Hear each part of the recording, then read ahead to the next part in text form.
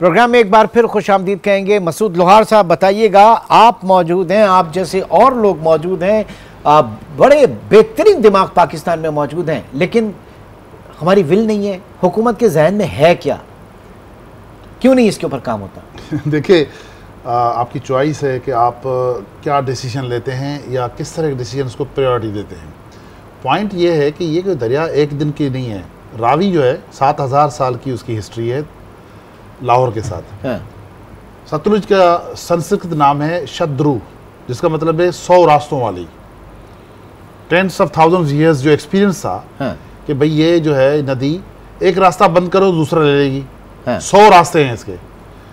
रावी को है इरावती, मतलब ये कि ऐसी नदी जो बागात को सैराब करती है और हमेशा it is the most fertile reason जहां से रावी निकलती है। फिर बयास पे आ जाए, इसका मतलब है संस्कृत में बेकैद, जिसको आप कैद नहीं कर सकते। फिर चनाब में आ जाएं, चनाब का मतलब है कि चांद का पानी, लेकिन एक्चुअल संस्कृत में इसका मतलब है कि ऐसी नदी जो तारीक पानियों वाली है। ये दरिया जो है ये यूरोप के पैराडाइम में या यूरोपियन या वेस्टर्न माइंड से, आप यूरोप के दरिया जो है हमारे नालों के बराबर है। टेमस नदी को देखें या दरिया के यूरोप के देखें, उस कॉन्टेक्स्ट में आप ये नदियां जो हैं ये सिविलाइजेशंस बनाती हैं, ये अपने कोर्सेज बनाती हैं, ये अपनी रिसर्च खुद करती है। ठीक, अब आप जो देख रहे हैं, ये जो पंजाब का पानी जब आएगा इन तमाम तीनों दरियाओं का, दरिया सिंध से, और ये समंदर बुर्द होगा तो क्या होगा? थोड़ा सा इसमें एक अगर हम कंपेरेटिवली देखें तो फ्लड्स को मैनेज करने का तजर्बा जो है वो सिंध प्रोविंस को ज़्यादा है। हमने ज़्यादा किया है। यहाँ पे इरिगेशन सिस्टम भी ज़रा वास्ट है और इस तरह है। और जो हमने बेड़ा गर्क जो पंजाब में देखा है या केपी में देखा है लास्ट 2-3 वीक्स में, उस हिसाब से Sindhis are bit more prepared. लेकिन इशू यहाँ पे जो है वो है इरिगेशन डिपार्टमेंट का। यहाँ पे बंद होता है, डाइक होता है, वो तोड़ा जाता है, टूट जाता है, सियासी तौर पे तोड़ा जाता है, किसी को डुबोने के लिए, अपनी जमीन बचाने के लिए, किसी को डुबोने के लिए। उसी डायनामिक्स में गंद होगा यहाँ पे। लेकिन मैं ये बता दूं कि लोग बहुत अवेयर हैं। जो यूथ है, पाकिस्तान की मीडियम एज 23, यहाँ की जो यूथ है वो इतनी इनलाइटेंड है, उनको तो ये भी पता होता है कि पानी आएगा कितना। तो ये अब जो भी करेगा वो फेटल होगा उसके लिए, वेदर वो पावर में हो या पावर से बाहर हो, ये नहीं चलेगा।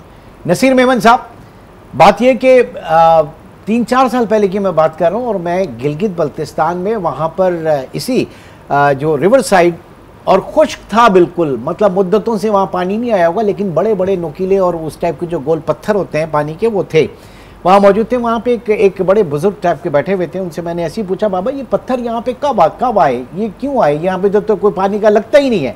उन्होंने बड़ी एक फलसफियाना बात की। उन्होंने कहा, बेटा ये जो है ना, ये दरिया के अंडे हैं और वो इनको सहने ज़रूर आएगा, देख लेना कभी ना कभी ज़रूर आएगा। और फिर देखा हमने कि वाकई जिस तरीके से आया तो पूरा हशर नशर कर दिया। ये मुझे बताइए कि किस तरीके से हम क्या ऐसा करें, क्योंकि हम डैम्स अगर बना दिया तो हम सियासत किसके ऊपर करेंगे? वह हल क्या है इन चीजों का? किस तरीके से पानी को हम इस पानी को बर्बाद होने से बचाएं या इस पानी से बर्बादी को बचाएं? देखिए, आप पानी के रास्ते रोकते रहते हैं, किसी वक्त पानी आके आपका रास्ता रोकता है, फिर हम शिकवा करते हैं। तो सबसे पहला काम ये करें कि इन नदियों दरियाओं के जो कुदरती बहाव के रास्ते हैं ना, वो खाली कर दें। ये उनके रास्ते हैं, वो 10वें साल आए, 20वें साल आए, 30वें साल आए, और ये across the country, across Chitral और स्कर्दू से लेके केटी बंदर शाह बंदर तक, जहां मसूद साहब का भी आगे बदीन में गांव है, एवरीवेयर ये हम भुगत रहे हैं कि हमने पानी के रास्ते बंद किए हैं। वहां के हमने टूरिज्म के नाम पे बंद किए हो, गांव बसा के बंद किए हो, कच्चे को पक्का बनाया हो, रोड और सड़कें बनाई हो, एम्बैंकमेंट्स बनाया, हमने क्या कुछ नहीं बनाया इस पानी के रास्ते में। तो जब पानी अपना रास्ता क्लेम करने आता है, जो नुकसान होता है तो हम चलाते हैं। तो पहला काम ये करें कि आप पानी के नेचुरल वाटरवेज को खोल दें पूरे पाकिस्तान में। आपको मसला क्या है, ये खरीद के होते ना घर, तो कल बिल्डोज हो जाते। प्रॉब्लम यह है कि जिन लोगों के नाम मसूद साहब ले रहे थे, ये ऐसे बड़े बड़े ताकतवर लोगों के वहां पे घर हैं, मकान है, सोसाइटीज हैं, क्या है, खेत हैं, जमींदाराना बंद बने हुए। दरिया के अंदर बंद कोई बनाता है? अकल की हद देखें। फिर आपने सारे फॉरेस्ट काट के छोड़ दिए, तो वो पानी जिसकी वेलोसिटी को ये कुदरत का नेचुरल सिस्टम घने आपके मालाकंड और स्कर्दू और गिलगित के जरा 25 साल का निकाले ना सैटेलाइट डेटा फॉरेस्ट का, आपको लग पता जाएगा कि हमने हशर क्या किया। पूरे पूरे पहाड़ डिन्यूटेड हैं, नंगे कर दिए, तो वो जब पानी आएगा तो उखाड़ के उनके पत्थर क्यों नहीं ले आएगा? उनके पानी के बहाव की जितनी खौफनाक रफ्तार अब आपको नजर आती है, ये क्यों हुई है? ये इसलिए हुई है कि हमने उसके रास्ते से कुदरती जो कुदरत की रुकावटें थी ना, वो काम की थी। वो था दरख्त, उसको हमने हटा दिया, हमने खड़ी कर दी इंसानी रुकावटें। कोई मुकाबला ही नहीं है। तो मेरा ख्याल है इकोसिस्टम रेस्टोरेशन के बगैर लॉन्ग टर्म सॉल्यूशन नहीं है फ्लड्स का।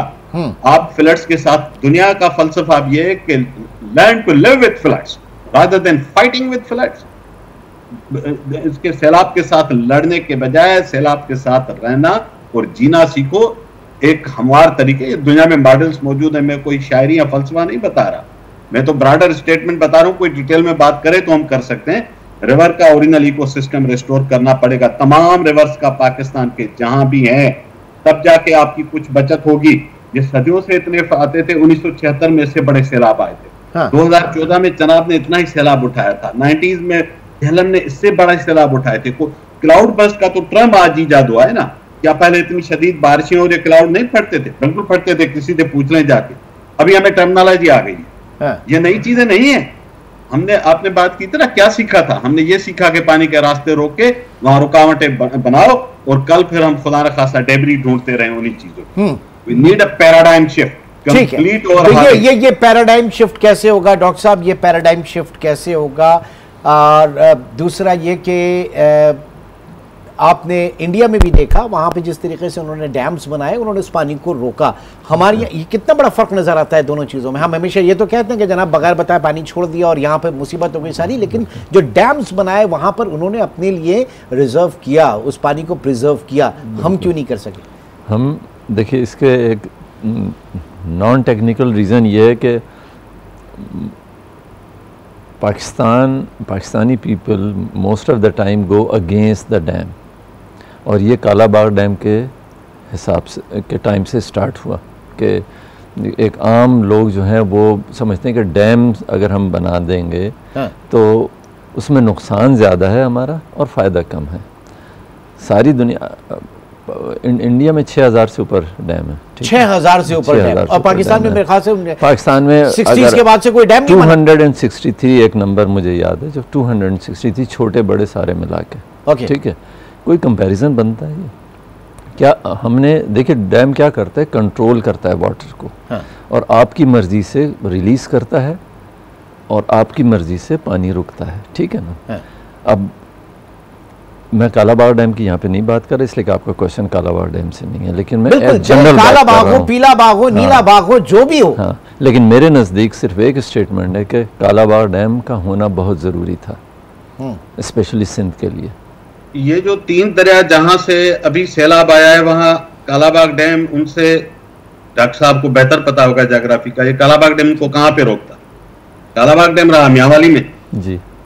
आपके ईस्टर्न रिवर से सारा बहाव आ रहा है, 300-400 किलोमीटर का दरमियान में फासला होगा। ये सबको शौक है कि कालाबाग डैम पाकिस्तान के तमाम मसाइल का हल है। बहुत ही बचकाना, माजरत के साथ, बहुत ही बचकाना नुस्खा है। इन तीनों रिवर्स के ऊपर कालाबाग तो छोड़े, कोई डैम नहीं बन सकता। ये प्लेन्स में उनकी ज्योग्राफी को समझें। एक उन्होंने मेडरांजा और चिन्योट के करीब डैम प्रपोज किया हुआ 1-1 मिलियन एकड़ फीट का। ये 3 दिन में 6 मिलियन एकड़ फीट कम से कम पानी नीचे जा चुका है। कादराबाद के बैरेज बचाने के लिए आपको ब्लास्ट करना पड़ गया। बिल्कुल, ये 1 मिलियन एकड़ फीट का अगर डैम होता, खुदा न खासा ये फटता। 2023 में लिबिया में देरेना सिटी में 2 डैम फटे। रही बात के डैम पानी को, फ्लड्स को रोकते हैं, ये भी पुराना फलसफा है, फ्लड को रोकते नहीं है, टेम्पररी डिले देते हैं शायद। 2010 में 50-60 मिलियन एकड़ फीट पानी नीचे उतरा। कालाबाग डैम बेचारे की कैपेसिटी बनाई गई है 6 मिलियन एकड़। कितना पानी रोकता? आप कितने डैम बना सकते हैं? इंडिया के दरिया के साइज और ज्योग्राफी का रकबा भी कंपेयर करें, उनके नाले भी देखें। अकेले एक स्टेट के अंदर नाले आपके पूरे पाकिस्तान से ज्यादा हैं, तो ऐसे नंबर कंपेयर नहीं होते। आपकी ज्योग्राफी, आपका टेरेन, आपके वाटर शेयरिंग के प्रिंसिपल्स, आपके फ्लड की फ्रीक्वेंसी, दसियों वेरिएबल्स हैं। डैम कोई बच्चों की खेल है कि कल आप बना के बैठ जाएं।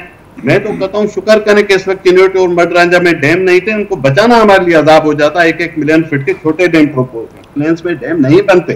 कालाबाग डैम पे डिबेट इतनी हुई है, दर्जनों हजारों डॉक्यूमेंट्स हैं डॉक्टर साहब, और आप जब चाहेंगे हम कर सकते हैं। नहीं तो अदर देन दिस सर, इसके अलावा भी तो बहुत डैम्स दीगर बन सकते थे ना। जरूर है, अगर कालाबाग के ऊपर पॉलिटिक्स है, उसके ऊपर एक कंसेंसस नहीं है, तो इसका मतलब ये थोड़ी कि आप डैम्स ही ना बनाएं।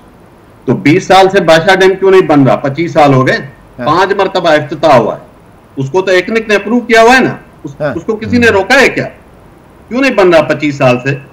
ये बताइए, नीलम झेलम डैम बना ना, किसी ने पूछा है? 500 से अरब रुपए का प्रोजेक्ट था, फेल हुआ पड़ा है, बिजली नहीं बनती, कोई सवाल कर सकता है? आपका दूसरा जो इधर दूसरा डैम है बादशाह के नीचे दासू, उसकी कीमत तिगनी हो गई, उसको इतने साल हो गए, वो नहीं पूरा हो रहा। तो डैम कोई 2 किलोमीटर की सड़क थोड़ी है कि ऐसे ही बन जाए। ऐसे बन जाता तो बादशाह आज तक बन चुका होता। मैं कहता हूं जिसके आपको रुकावट नहीं थी, आप तो वही नहीं बना सके। नए डैमों की बात क्या करते हैं आप? कैपेसिटी है हमारे पास, सलाहियत है, वसाइल हैं,